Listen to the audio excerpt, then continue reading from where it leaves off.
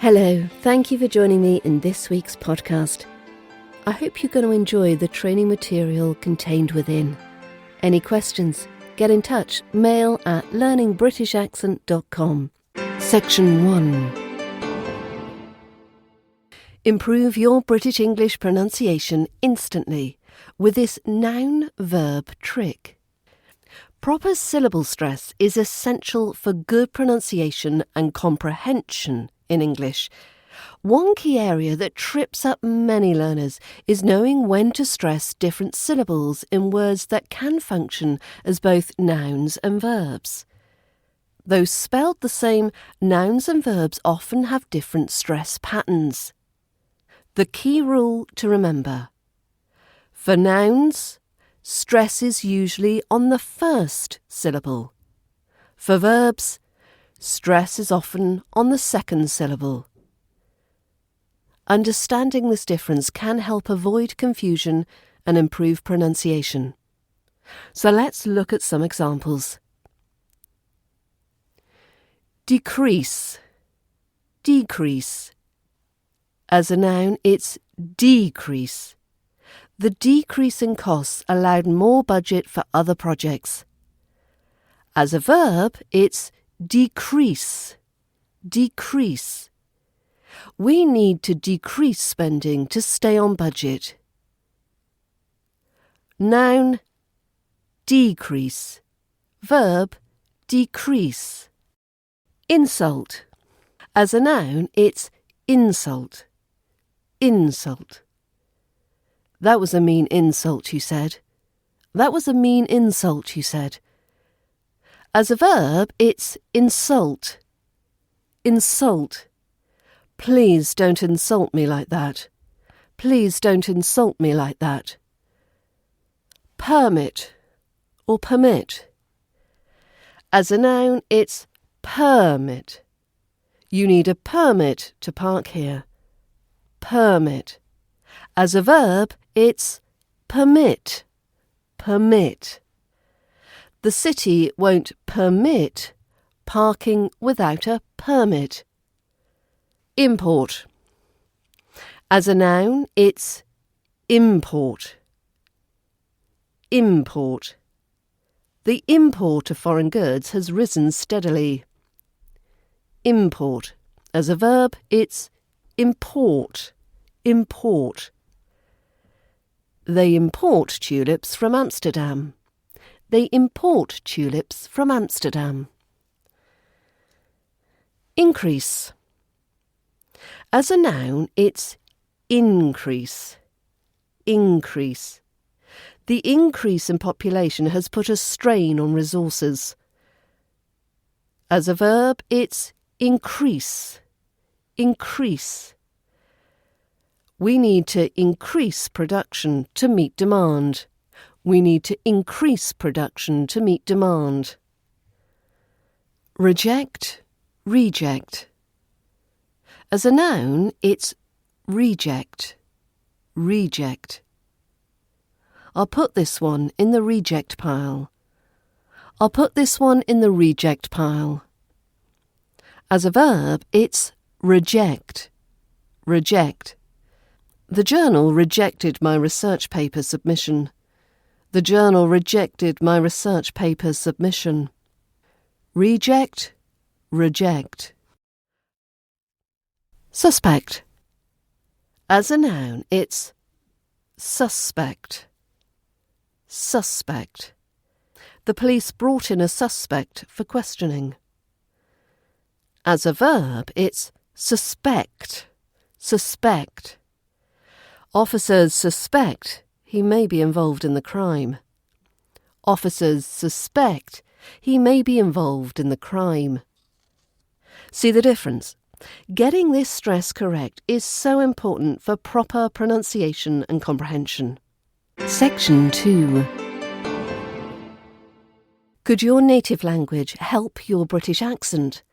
I've been asked if it's possible to practice a British accent using your native language first. This is such an interesting idea. Attempting a British accent in your native tongue can be helpful for training your mouth and speech muscles to make unfamiliar sounds. Since you already have fluency in your mother tongue, you can focus solely on mimicking the accent without worrying about vocabulary or grammar.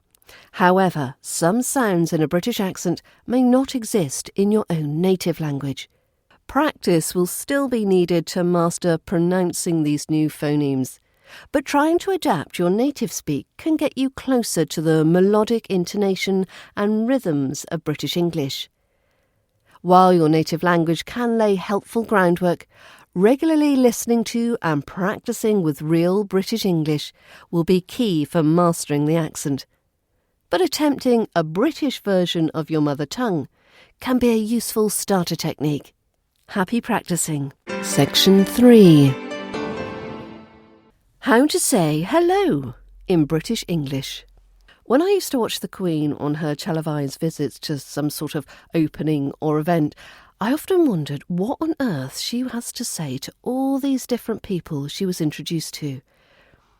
I did hear that she actually would say, "What do you do?" after each introduction. Because a simple hello just doesn't cut it. Well, I'm sure you don't have the social or work diary of Her Majesty, but what can you say instead of the traditional hello? Well, I'd like to share some alternatives to the standard hello when it comes to greeting someone in British English. If you're not already using them, I hope you'll be able to add these to your repertoire after following this quick guide to their pronunciation. Before we look at the alternatives, a quick word on the pronunciation of hello itself. In general, the emphasis tends to fall on the low part, rather than the h at the beginning. So it's hello, hello, hello. OK, so here's some alternatives to ponder. You all right? You all right? This is a very casual, relaxed greeting. It's asked as a question, but doesn't necessarily expect a proper reply. However, if you ask it in a very deliberate manner, you all right? Each word is said quite carefully and slower. Then it is asked more as a genuine question that is hoping for an answer. You all right? You all right?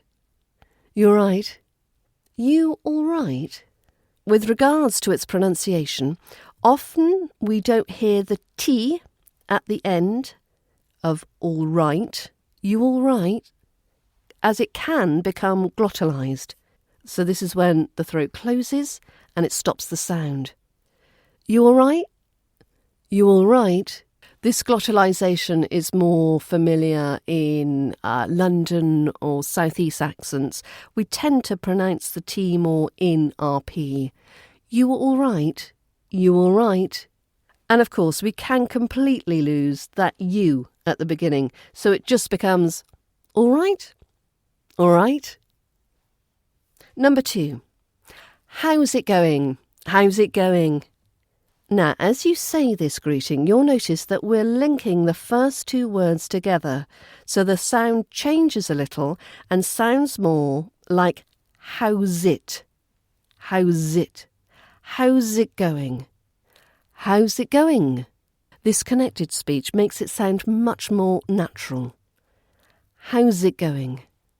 Number 3. How are things? How are things? Some points to notice when we're saying this phrase. Again, the first two words are linked together and will sound like hower, hower. And the R changes into more of a schwa sound. Hower, hower things. We also put more of the emphasis or the stress on the things part of the phrase. How are things? How are things? If you've not seen someone in a while, you might say, long time no see, or it's been a long time. Long time no see is a funny old phrase which doesn't seem to make much sense grammatically, but it is a well-used expression. Now, a point of pronunciation for it's been a long time. Again, we're linking words, and this time it's the it's been. As we do so, you'll notice that the sound of been changes and sounds more like been. It's spin. It's spin. It's been a long time. Now, if you're meeting someone for the first time, or perhaps in a more formal setting, you might wish to use a more formal greeting.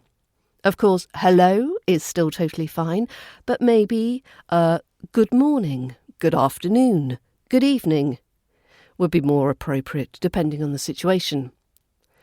So, good evening, good evening.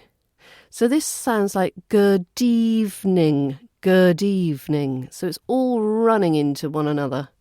Good evening, good afternoon, good afternoon, good afternoon, good afternoon, good afternoon. Good morning.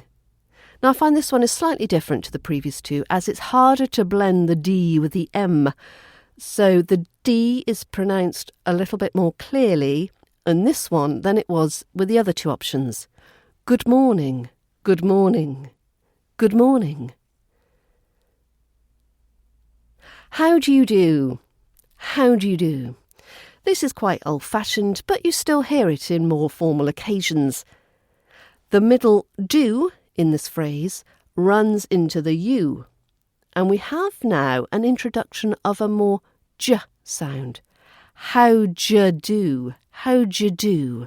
This introduction of this new sound makes it easier to run the words together and to make your conversation sound more fluid and fluent. How'd you do? How'd you do? Pleased to meet you. Pleased to meet you. This is a polite way of greeting after being given an introduction. In this phrase, we also introduce an extra sound when linking the meet and you. But this time we're using a ch sound in between, so it sounds like meet you, meet you. Pleased to meet you. Pleased to meet you. So there we have a very quick rundown of the pronunciation of some of our most popular greetings in RP British English. I hope this has been useful. Section 4. Do you change when you speak with an RP British accent? For some, it's not just their speaking voice that changes when they speak English with an RP British accent. Have you found that your mannerisms, your expression, demeanour, personality, behaviour are affected when you take on a different accent? This phenomenon doesn't just occur with a British accent. Some have reported that they use more hand gestures when speaking French or Italian in particular. Others have said their facial expression changes with a different language and accent. And one person thought their behaviour was so influenced by an accent that they smoked more and craved more of the local culinary delicacies found in that particular country. Maybe it's easier to become a character when you first begin learning an accent or a language. Leave your old self behind and take on the role of playing a native speaker. I assume these affectations to be heavily influenced by national stereotypes, but maybe you bring your own quirks and idiosyncrasies. If it allows you to feel freer to experiment with your accent and increase your confidence when speaking, I think it's a great idea. The more confident you are to practice speaking out loud, the quicker it will be to learn, make mistakes, and grow more comfortable with your British accent voice. If you'd like some training material to practice your accent and learn how to correctly produce all the different RP British accent sounds, why not join the British Accent Bundle? You can get it at learningbritishaccent.com/bundle. Thanks for listening, and I hope you can join me next week.